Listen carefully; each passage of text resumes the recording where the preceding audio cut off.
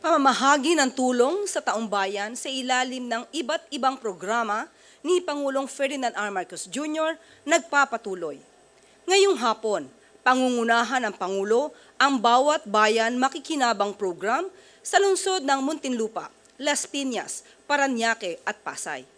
Dito, inaasahang mamamahagi ang Pangulo ng tulong pinansyal na aabot sa halos 50 million pesos sa ilalim ng Social Civic Projects Fund.